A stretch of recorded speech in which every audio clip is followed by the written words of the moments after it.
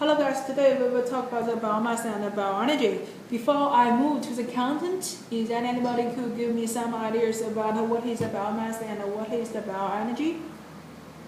Biomass is a kind of biological material coming from the plants, and bioenergy is the energy extracted from the biomass.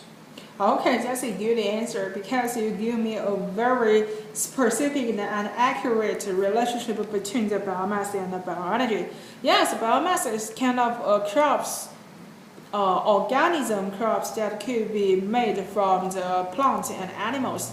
Anything such as the corn, such as the wheat, or such as the horse or deer could be regarded as a biomass. And the bioenergy is kind of energy extracted or made from the biomass. So we could say that biomass is the feedstock of producing the bioenergy. Oh, okay, so you guys seems have some ideas about the biomass and the bioenergy. That's perfect. So I have another question for you. Could you give me a guess or you know something about how much of the biomass or the bioenergy right now contributed to the United States energy consumption? I don't know, probably 20%. 40%? 20. Oh my gosh, that's too much. Because right now the biomass and the bioenergy is still a small and weak industries based on the statistics conducted by the EIA, that is the Energy Information Agency. Right now, the renewable energy only contributes around 8% of the total United States energy consumption, and among the renewable energy, biofuel only contributes around 20% of the renewable energy. That's why we say that the biofuel or the bioenergy industry, the small one industry, is still a weak industry. But I personally believe this kind of industry will become stronger and more promising. Why? Let's look at this chart. Currently, the main energy the United States consumed is from petroleum, is from natural gas, and from the coal. All of these energy resources is the non-renewable energies. But in the future, with our economic development, we will have more people. We need to have more industries need the energies. Therefore, the non-renewable energy will be raised up in one day. At that time, we do need, or we really need, the renewable energy as the alternative energy to run the whole economics, to fit on all the populations. Therefore, I do believe in the future, the biofuel or the bioenergy industry will grow more and more stronger.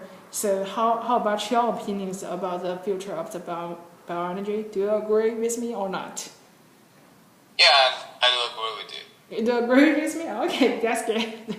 So right now, this is the current situation of the bioenergy. So how about the feedstock producing the bioenergy? That is, what's the current situation of biomass? From the next slide, we could say that right now, each year, around 1 billion dry tons of biomass could be extracted from the earth, or not from the earth, from the United States land. And the two main industries providing the biomass is agriculture and forestry. So, but from this chart, we could also see that there's another section named perennial energy crops. And this part could also provide us a lot of biomass. So, do you know what is the energy crops or the perennial energy crops? Energy crops is the crops used for producing energy. Yes, exactly. That's a simple definition. Energy crops is just the crops that we use to plant, that we use to produce the bioenergy. So, could you give me some more specific examples? The woods can be used for heating. Yes. Yes, that's a good examples. Such as, more specifically speaking, we use willow. We could use willow as a specific example. For example, when we plant a willow, we could use a willow to be used as a forestry, right? Serving as the recreation. We could use in the willow forestry to do some recreation. But when we plant a willow, only aims to produce the bioenergy. We call the willow as the energy crops. Did you got my idea? Yep. Okay, so and another example is from agriculture that we use the switchgrass. Switchgrass currently could be used as to produce the pellet, or could also be used to feed the horse or the animals. But when we use the switchgrass, when we plant the switchgrass, our only goal is to use such kind of switchgrass to produce the biofuel or to produce the bioheat. We count the switchgrass as the energy crops, which means that the perennial energy crops could come from the agriculture and could also come from the forestry. But why we divide this section separately? The only reason I put this section separately is because I want to emphasize this part. Because if we really want to make our bioenergy industry more stronger, we really need to have a long-term, high-quality, consistent feedstock biomass, right? So that's why we need to promote, or we need to encourage the people to plant the energy crops, serving as a feedstock to produce the bioenergy. So that's why I want to let you know, and I want to let you remember that energy crops is pretty important in this part as a main supply to produce the bioenergy. So right now we currently get some ideas what is the biomass and what is the bioenergy. So have you have any ideas about the distribution of this biomass or bioenergy? Probably in the mid area of the United States. The where? The Mid-East. The Mid-East of the United States, right? Yeah. You mean the lake region of the United Yeah. States? Yeah, exactly. Because from this part, we could say that in the Middle East, the middle of the lake region of the United States, we have the most diversified or the rich biomass in this part. And also we could see that in the southern states such as Alabama, Georgia, we also have a lot of biomass. But how about Pennsylvania, the state we are living in? We don't have much energy. Yes, we don't. Yes, exactly. We don't have much based on this estimation. But why we still need to promote the biomass and bioenergy in the Pennsylvania? So we need it because we have because in the northeast region it's a highly populated area and we consume a lot of energy there. Mm-hmm. Yes, you definitely give me the reason that way. Sorry, I just need to adjust here.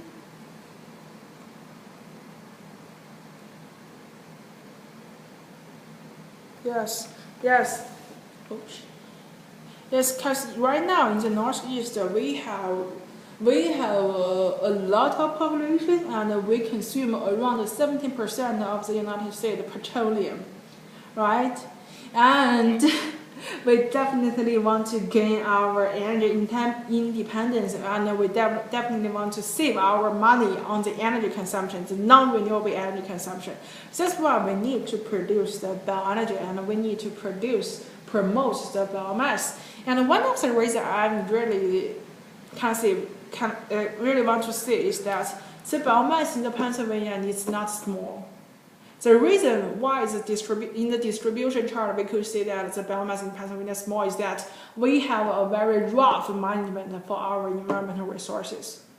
For example, when we harvest trees, we the trees is not small, it's not poor, but we just leave a lot of logging residues, a lot of small diameter trees on the side. But those trees are the pretty good biomass to produce the bioenergy, such as we could use such logging residues to produce the bioheat, right? So what I want to emphasize here is that we do not have short environmental resources, but we do have the poor management for the environmental resources. That's why when we read the distribution chart of the biomass, we could see the Pennsylvania is pretty short of the biomass, but we do not do that. The fact is not that. So we really need to promote the development of the biomass and the bioenergy.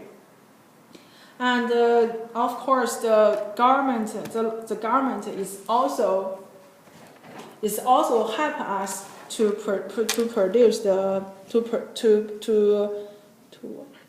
It also help us to promote the biomass and the bioenergy.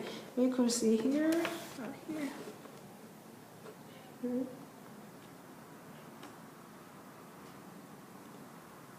Sorry, guys.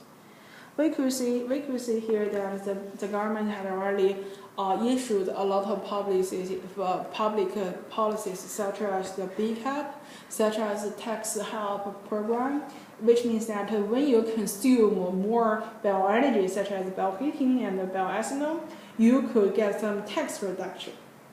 And for the farm, if you are farmers or the landowners, when you plan to choose to plant the biomass, plant the energy crops, such as the switchgrass and the willow, you will have more assistance from the federal government or the state government. You will get a lot of subsidies from that. So that's a pretty cool thing. We can see that from the state government and from the federal government, or even in the research university, we right now do promote the development of the biomass and the bioenergy. And the next part is that we want to show you something. This is also the federal and the local government's effort to promote the bioenergy. And what I want to do, the next part is that, do you know where the wood biomass come from? Do you know? The wood biomass.